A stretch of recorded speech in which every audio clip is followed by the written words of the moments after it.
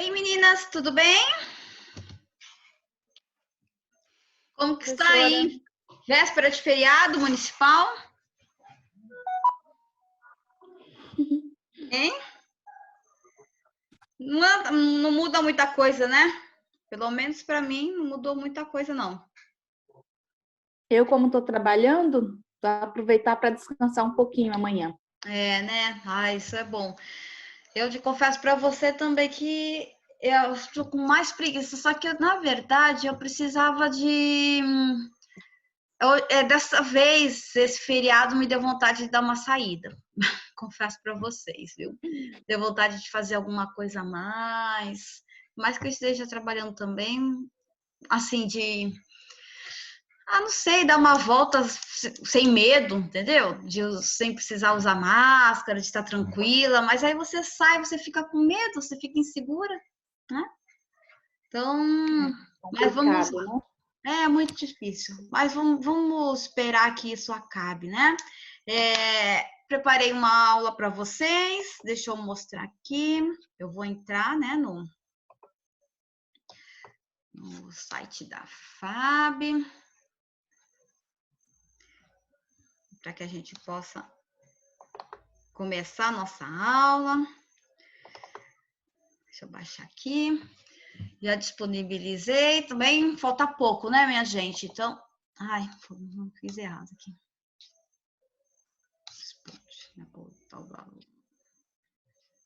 Peraí. E aí já começa, já vamos conversar um pouquinho sobre essa nova teoria. E vou falar também hoje um pouquinho sobre as 5 forças de Porter. Nós temos 4 aulas, né? Então, vamos lá. Deixa eu só entrar. Assim dá tempo do pessoal também entrar, se é que eles vão ficar animados, né? Espero que sim.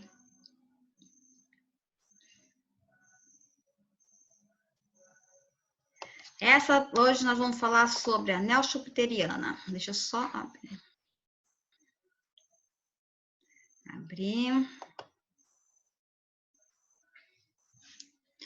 Ela tem a ênfase na tecnologia, né? Nós já estamos falando de várias teorias com ênfase no ambiente, nas estruturas, nas pessoas, né? No comportamento, e agora nós vamos estar falando sobre essa teoria. Ao longo do curso, vocês verão que essas teorias, elas vão se entrelaçando, tá bom, gente? É só para que vocês possam compreender o movimento histórico e de como a administração, ela é uma ciência sistêmica, né? Que depende do todo. Deixa eu ver se agora ela abre.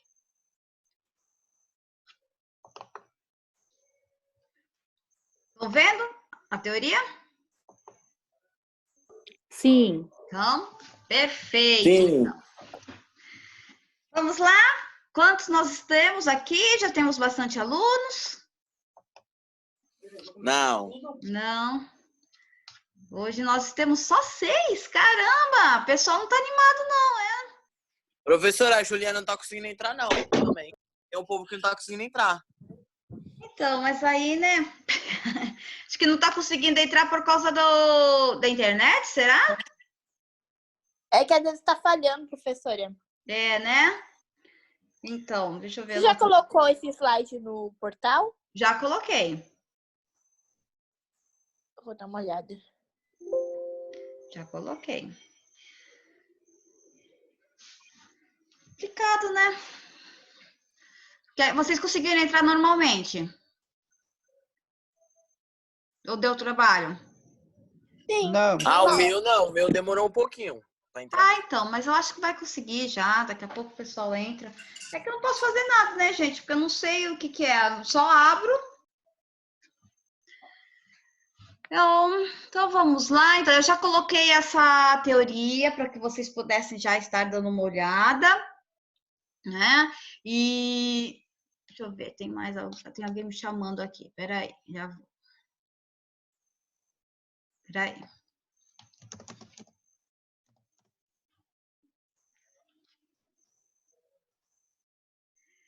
Só esperar só mais um pouquinho as pessoas entrarem, tá?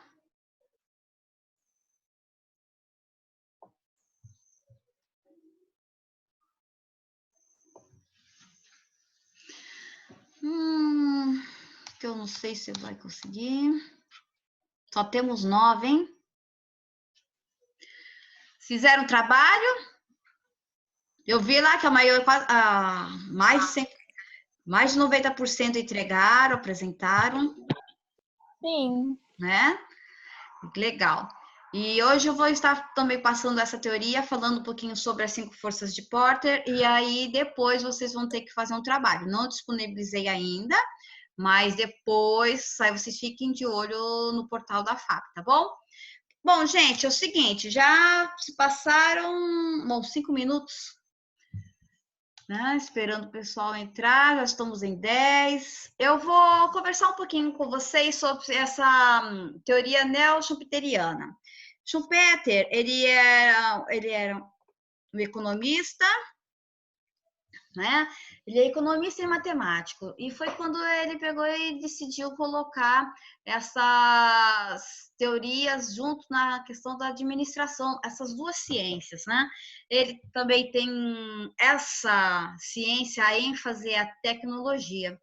Como vocês estão vendo, né? Ele nasceu da República antes, né? República Tcheca, né? Que agora não existe mais. E morreu em 1950. Ele foi professor da Universidade de Harvard e as suas principais ideias são dos ciclos econômicos e desenvolvimento econômico. Não tem mais como nós deixarmos, como nós estávamos sempre falando, eu sempre deixei isso muito bem frisado, que a administração não tem como ser uma ciência isolada. Ela é sistêmica, né? Nós já falamos sobre abordagem sistêmica, eu já falei na aula passada, né? O que é sistêmico? Foi baseado realmente numa ideia de organismos vivos, né? Tanto que foi um biólogo que trouxe essa abordagem sistêmica para a administração e que a administração ela tem, né, todos os seus departamentos, eles têm que ser interligados, fazem parte de um todo. Então, por isso que ele chama de organismo vivo. E é por isso que eu sempre comento que a administração, ela é uma ciência viva, orgânica, está em constante processo de transformação. E a história tem nos demonstrado que isso é uma afirmativa verdadeira, né? Que a administração realmente ela é cíclica, nós passamos por crises, né? E a economia ela passa a fazer parte dentro desse ambiente administrativo, porque se as empresas, né, a gente fala, ou as firmas, ou as instituições, elas existem para produzir algo, produtos e serviços, para atender às necessidades humanas que são ilimitadas e a utilização dos recursos naturais que são escassos.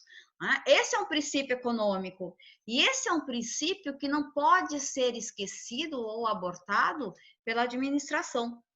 Então, ele nos traz agora essa questão de ciclos econômicos e desenvolvimento econômico, que é algo que está extremamente vivo, né, ainda na questão da administração. Nós não podemos mais deixar a economia distante desse olhar administrativo. Não pode, não tem como, né, porque as empresas elas produzem algo.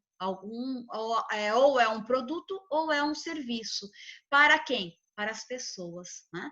E eu, então, né, que nem outros economistas já falam, nós criamos as necessidades, nós criamos produtos que fazem com que as pessoas se sintam necessitadas por aqueles produtos, que nem é o caso do celular. Hoje, quem fica sem o celular? Hoje é quem fica sem o celular que não consegue baixar um WhatsApp. Então, criou-se essa necessidade. Um celular hoje que é despertador, que é máquina fotográfica, não é mais um aparelho que serve única e exclusivamente para nós nos comunicarmos, que era o principal objetivo. Então, Schumpeter traz essa não podemos dizer que a filosofia, né? Pode até ser, porque é um conjunto de ideias, né? Que se nós formos definir o que é filosofia, mas nos traz essa ideia de ciclos econômicos. Por quê? Eu acho que vocês já têm aula de economia, de macro ou microeconomia, ou vocês terão, né? Que vai falar sobre esse aspectos, né? De como a economia influencia no nosso dia a dia. Tá bom? Essa é uma pequena introdução. Então, a teoria neo-schumpeteriana, ele nos traz, de acordo com essa teoria, o Estado deve intervir minimamente na economia. É a questão do Estado mínimo. Por quê? Porque nos traz a ideia desse ator social que nós já conversamos anteriormente, que nós denominamos de Estado, porque quando o país não é capaz de suprir as necessidades que o seu povo necessita, ele fomenta a instalação de algumas empresas para que possa suprir essa necessidade. Isso aconteceu muito durante o governo militar, né? E começou primeiro com Getúlio Vargas, né? Que criou as grandes estatais, porque nós não tínhamos um mercado interno que fosse capaz de fazer com que criasse essas empresas. Então, isso lá em Getúlio Vargas, ele já começa, ele cria a Petrobras, ele cria a Vale do Rio Doce, né? Aqui no Brasil, tá bom, gente? Aqui no Brasil. E para quê? Para fomentar principalmente a indústria de base. O que é essa indústria de base? É aquela que possibilita a criação de outras empresas. Aqui, o estado de São Paulo, antes, né? Nós tínhamos em Cubatão a Cosipa. A Cosipa, ela era para poder estar fazendo minérios, né? E ferros e tudo mais, isso serve para quê? De base para a criação de outras empresas. Então, é a indústria pesada. E isso foi muito importante para que pudesse ter o desenvolvimento do país, porque senão nós ainda seríamos a República do Café com Leite, ou então nós seríamos ainda apenas aquele produtor de café. Então, nós precisávamos entrar nessa era industrial. E com isso, né, Getúlio Vargas fez, né? Já na era de JK, acho que já na década de 50, ele já faz outro tipo de indústria, que é a indústria de linha branca, que o país antes era totalmente dependente dos outros países, né? Principalmente para a aquisição desses produtos. E aí eu começo a fomentar a economia regional, o mercado interno. Então, para que, no Brasil, principalmente, o Estado teve uma interferência imensa na economia, desde Getúlio Vargas, terminando isso no governo de FHC, que quando ele vende as estatais, porque o mundo também está globalizado, e aí entra essa filosofia realmente de Estado mínimo. Então, segundo a ideia de Schumpeter, é que o Estado deve interferir minimamente na economia, tá bom? Então, essa é a concepção dele. Entenderam? Alô? Mais ou menos. Sim. Isso aqui vocês vão, como eu falei para vocês, eu estou falando apenas a introdução, tá? Vocês vão ter aula de economia, vocês vão ter aula de macro e microeconomia. E aí vocês vão entrar nesse aspecto, o Estado não interferir na economia. Agora me fala uma coisa, quando, né, o Estado agora está disponibilizando esses R$600, ele está interferindo na economia? Sim. Tá. Sim. Tá, né? Por quê? Porque ele está fazendo com que as pessoas, porque tá tudo, nós estamos, né, bem dizer, a economia está estagnada, porque as pessoas não estão, além de estar perdendo o emprego, né, não estão comprando alguns produtos e serviços, porque realmente estão utilizando apenas para aquela necessidade mesmo. Então, a partir desse momento que o Estado dá esse auxílio, é para que ele possa realmente fazer com que as pessoas que vivem nesse país possam ir ao mercado. Quando eu falo mercado, ir às compras para fazer, pagar os seus produtos de necessidades, né, básicas, que são o quê? pode ser pagamento de uma luz, água, comida, né? Então, são essas necessidades que fazem com que as pessoas possam, pelo menos, sobreviver, né? Então, dessa forma, o Estado também está interferindo. E, assim, não é só o Estado brasileiro que está fazendo isso, tá bom? Todas as outras regiões do mundo precisam estar fazendo isso pela situação emergencial que o mundo está vivendo, tá? Mais países, principalmente como os Estados Unidos, Inglaterra, eles são países que eles têm como filosofia de ser um Estado liberal, né? Esse Estado liberal é quando não se permite que o Estado dê subsídios para a produção, né? E porque eles acreditam naquela linha ainda, naqueles pensamentos de Adam Smith, Davi Ricardo, da mão invisível do mercado. O que acontece isso? Existe uma mão, né, que interfere no mercado, onde nós vamos produzir a capacidade necessária para aquele consumidor. Nós chamamos isso de uma lei natural, que é a lei da oferta e da procura, né? Bom, essa lei da oferta e da procura, nós já demonstrou, né, que muitas vezes ela não se equilibra, né? Isso foi um demonstrativo, foi na crise de 29, né? E que, né, demonstrou essa falta de regularidade, né, dessa mão invisível, e na bolha imobiliária de 2008, né, que aconteceu lá nos Estados Unidos e que interferiu toda a economia mundial, tá? Então, e de certa forma, o Estado teve que estar intervindo. Até, principalmente depois, nós denominamos de New Deal, né, que é a Welfare State, que foi o programa aqui nos Estados Unidos, que eles interferiam realmente na economia de uma forma para que o povo pudesse estar produzindo e consumindo. Isso fez com que tivesse uma inflação interna muito grande nos Estados Unidos. Né? Por quê? Porque o Estado começou a jogar dinheiro na economia para que eles pudessem estar se reerguendo. Né? Essa situação, principalmente nos Estados Unidos, só começou a causar muitos problemas, principalmente com a crise de petróleo, né? A primeira crise islâmica que houve, a crise do petróleo, e que fez com que eles tivessem que mudar novamente a sua linha de raciocínio, porque foi logo após a queda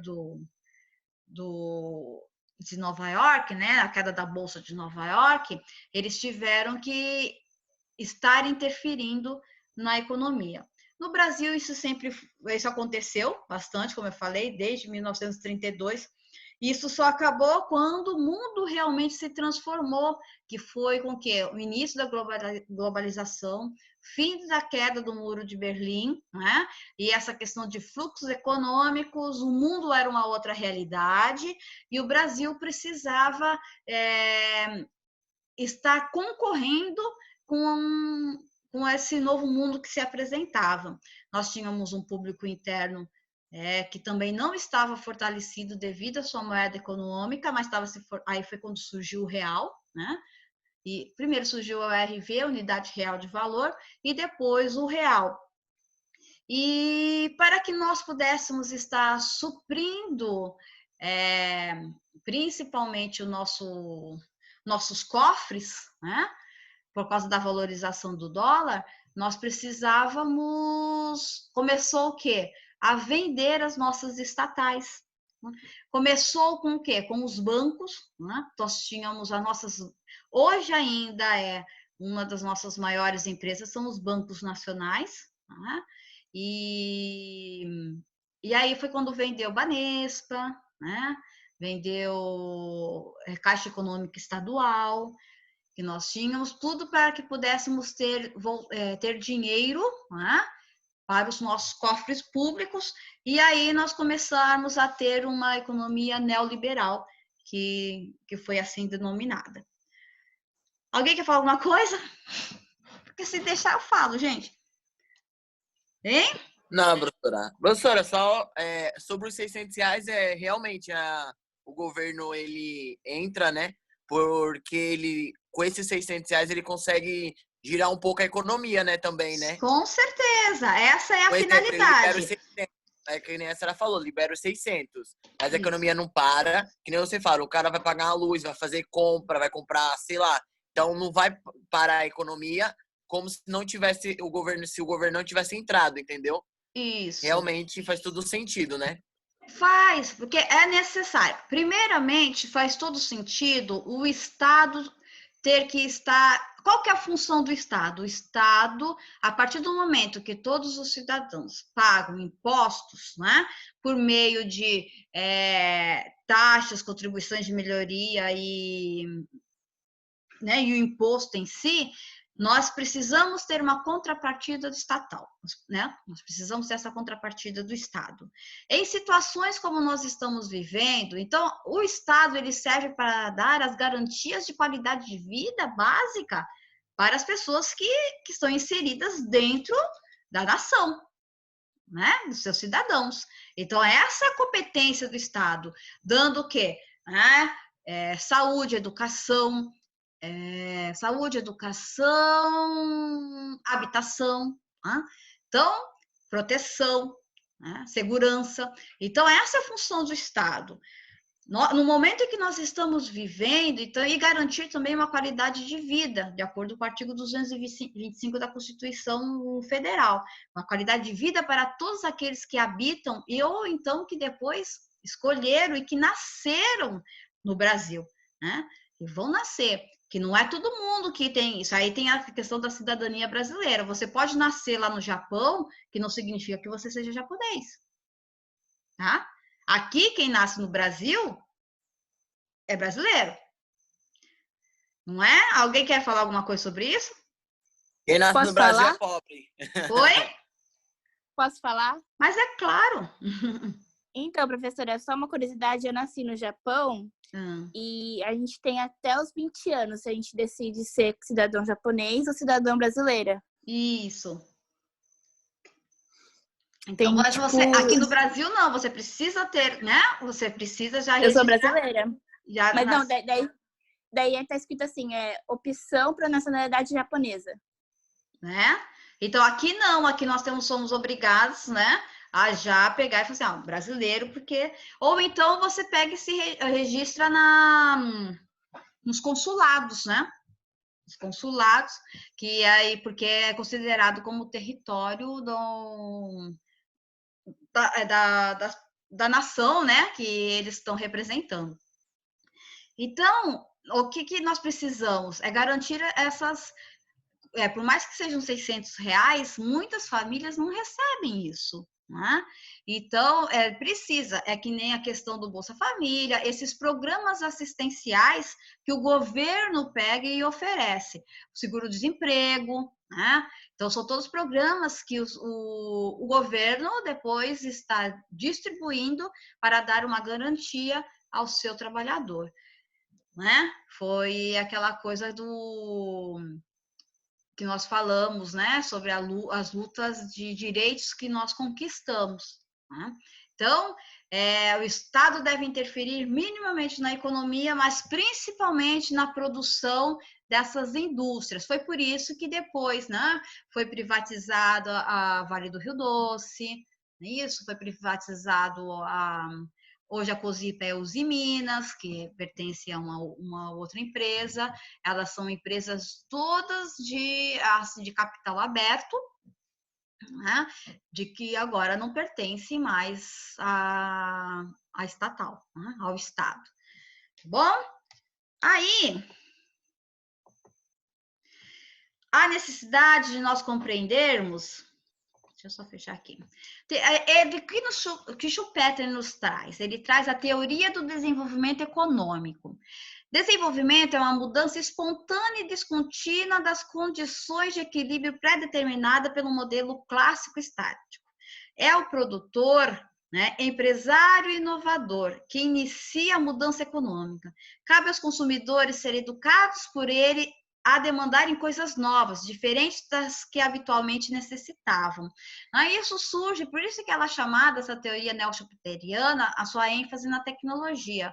As inovações, a tecnologia, ela nos traz mudanças até na nossa forma social, na forma como nós nos comunicamos, na forma até como nós estamos redigindo, né? A mudança, por isso que a ênfase ela é na tecnologia, porque por meio da tecnologia, além de nós podermos estar fazendo compras, fazendo transações, escolhendo a cor como que você quer o seu carro hoje, que você pega e escolhe, depois né, apenas você vai retirá-lo. Não tem mais aquela produção em escala que nem Ford fez, né? Então, aquela linha de... Claro que existe a linha de montagem, mas hoje você pode fazer o carro como você deseja, você tem os itens que você quer e você monta o seu carro, né?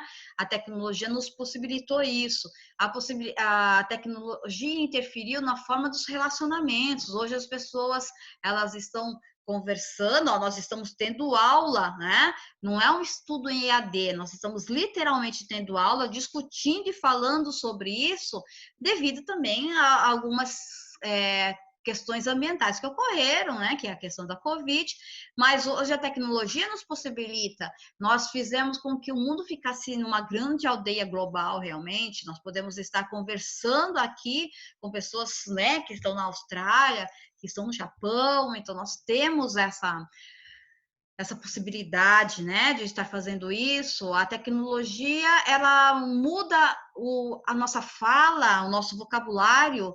Hoje nós temos verbos como deletar, que antes que deletar significa apagar em inglês, delete, né? E hoje nós fizemos com que isso se tornou-se um verbo, né? Hoje nós estamos nos comunicando a palavra, hoje o vocabulário está mais curto, éramos voz, mecê, né? Depois passou a você, hoje é VC, você escreve assim. Então, ela vai fazendo com... Quando eu falo que as mudanças estão acontecendo, elas acontecem em todos os aspectos, né? Elas acontecem não só nas questões da produção de algo inovador, mas da forma como você se relaciona, na forma como você fala, na forma como você escreve. E aí entra essa questão de desenvolvimento. O que é desenvolvimento? O que faz com que um povo seja considerado desenvolvido? Né? E não é única e exclusivamente a questão, o desenvolvimento é a questão do produto interno bruto, que significa aquilo que o país produz dentro do seu território nacional. Mas desenvolvimento de um país, ele inclui a quantidade de anos que as pessoas estudam dentro do país, a quantidade de leitos de hospitais existentes para que as pessoas tenham uma vida com qualidade, entre a questão da qualidade de vida do cidadão. Então, isso é desenvolvimento. Então, vocês vão ver, muitas vezes, olha, o Brasil caiu no índice de desenvolvimento humano. Por que ele cai no índice de desenvolvimento humano? Sendo que, muitas vezes, a nossa produção, né, a nossa balança comercial, ela estoura de tanto que ela consegue vender, principalmente na questão agrícola, a nossa produção de soja, né, e toda a nossa questão da produção. E por que nosso índice cai? Porque nós estudamos menos, né? Se nós considerarmos em outros países, nós temos menos números de leitos de hospital, então isso tudo é contabilizado na hora para que eu possa estar apurando esse índice. Bom, gente? Joinha? Bem? Tudo bom, professora? Sim, tudo bem. Pode Vão continuar. interferindo, tá bom? Vão interferindo, por favor. É que você não deixa interferir. Mas então, por isso mesmo, vocês podem parar. Falei, professora, tem isso, por favor. Professora, breca aí. Eu vou falar assim, hein? Oi? Vou falar assim, professora, breca aí rapidinho. Tá bom, posso brecar. O que vocês querem falar? Não, pode continuar. Posso continuar? Então tá bom. Pode. Já já nós breca, hein? Isso, podem brecar. Por favor. Aí, a teoria do desenvolvimento econômico define claramente a diferença entre crescimento econômico e desenvolvimento econômico. Vocês sabem me dizer qual que é essa diferença? Hein? Repete, Do por que, favor. professora? Opa! A diferença entre crescimento econômico e desenvolvimento econômico.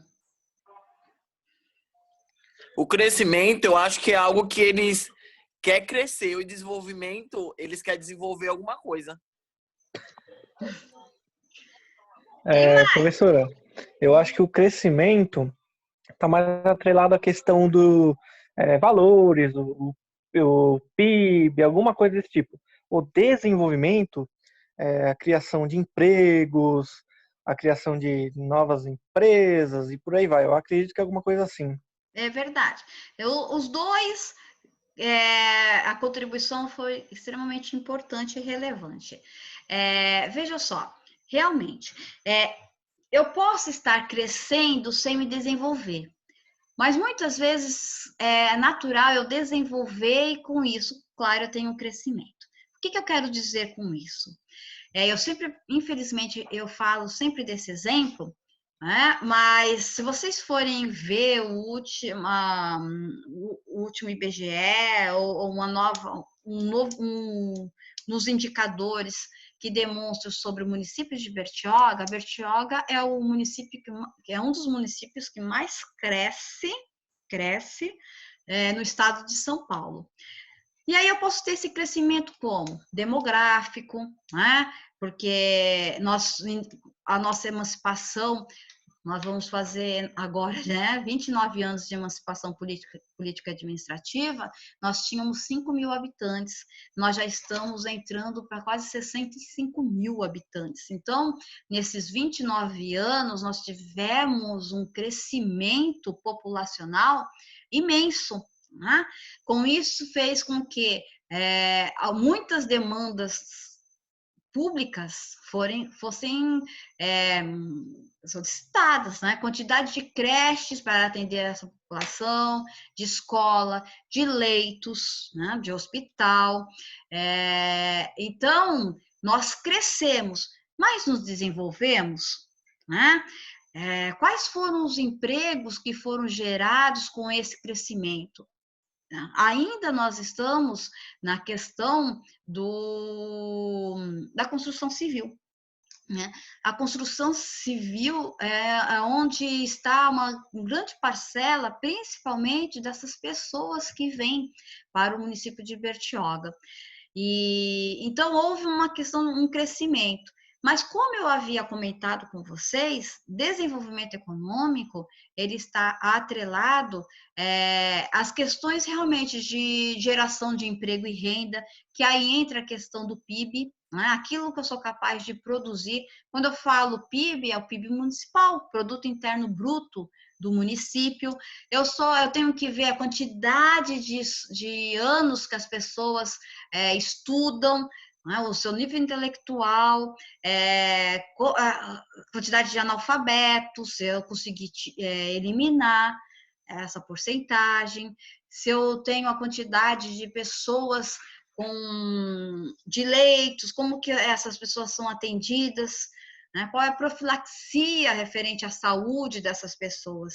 Com isso, né, eu consigo estar desenvolvendo esse cidadão, para que ele possa realmente ser capaz de estar se desenvolvendo. É que nem o desenvolvimento de uma criança, gente. Né? Se essa criança vai, né, para a escola sem se alimentar, sem estar alimentada, ela não consegue se desenvolver. Né? Ela não consegue raciocinar, ela não consegue aprender. Ela o seu físico não consegue, o seu cognitivo precisa do físico para que ela possa estar se desenvolvendo. Então, é a mesma coisa, infelizmente, né? Então, esse comparativo, depois, se vocês tiverem um pouco mais de curiosidade, eu acho que seria muito interessante. Oi? Então, o crescimento é tipo a quantidade e o desenvolvimento é tipo a qualidade? Isso aí. Podemos dizer isso. O desenvolvimento é a qualidade que a nação pode estar proporcionando, ou o município, proporcionando àqueles que estão habitando a região. Tá? Então, o que acontece? E isso não significa que países que têm muito dinheiro transformam isso em qualidade de vida. Porque, vejam só, vamos colocar, por exemplo, alguns países, né, do Oriente Médio.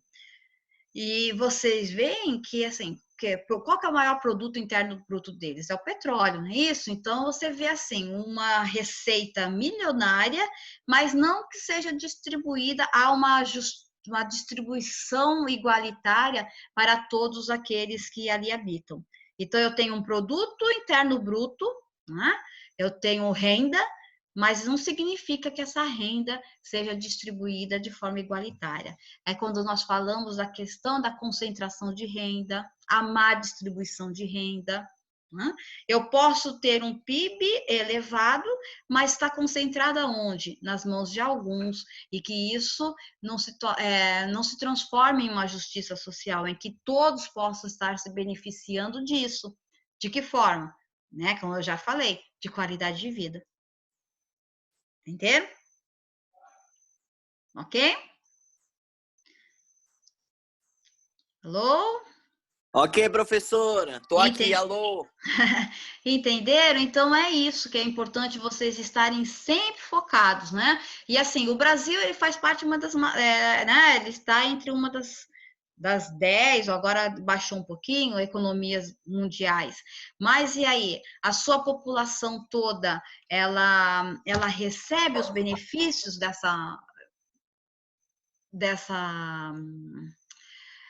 desse dinheiro, né? Que no caso possui dessa economia, dessa circulação de economia, né? É o caso dos BRICS, né? Isso que falam assim, os novos emergentes, que existe a grande discussão referente a isso. Né? Eu posso ser uma das grandes economias, mas existe justiça social? Né? Ela é distribuída de forma igualitária? Por isso que é importante a garantia de alguns benefícios, tais como a política pública do SUS, né?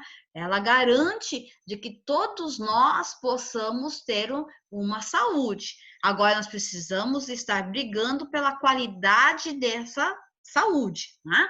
Embora nós tenhamos também que estar brigando, porque muitas vezes alguns planos de saúde que nós pagamos e é caro, também nos deixa a desejar, né? Então, mas assim, eu sou uma tremenda defensora do SUS, né? E podem alguém achar que nós podemos estar conversando um pouquinho a respeito, eu acho que vai ser muito difícil alguém estar me convencendo ao contrário, porque eu acho que é uma forma de que todos nós, sendo rico ou pobre, tenha acesso à saúde. Né? Eu conheço pessoas que recebem medicamentos de graça, medicamentos caros, né, que são distribuídos, de doenças até que não são muito comuns, né, e por meio da farmácia popular. Então, eu conheço gente que faz tratamentos caríssimos de câncer, né, pelo SUS, embora nós saibamos que existem muitos problemas ainda para nós termos para resolver. Só que se não existisse essa política pública, eles não teriam condições de fazer o tratamento, porque é muito caro. Né? Por isso que nos Estados Unidos a quantidade de pessoas que estão morrendo, né, pela Covid é superior, porque muitos preferem não ir para o hospital porque não vão ter condições de pagar depois a fatura que virá. Né? Então, eu falo assim, não adianta, eu prefiro morrer em casa porque lá eu não vou ter depois como pagar. Né? Então, infelizmente, isso é uma realidade, porque eles não têm, né, o SUS, alguns, né? Então, gente, é isso que nós precisamos ter, a questão do desenvolvimento econômico. E eu falo também, tem as políticas na questão, mudou-se, né, a Constituição de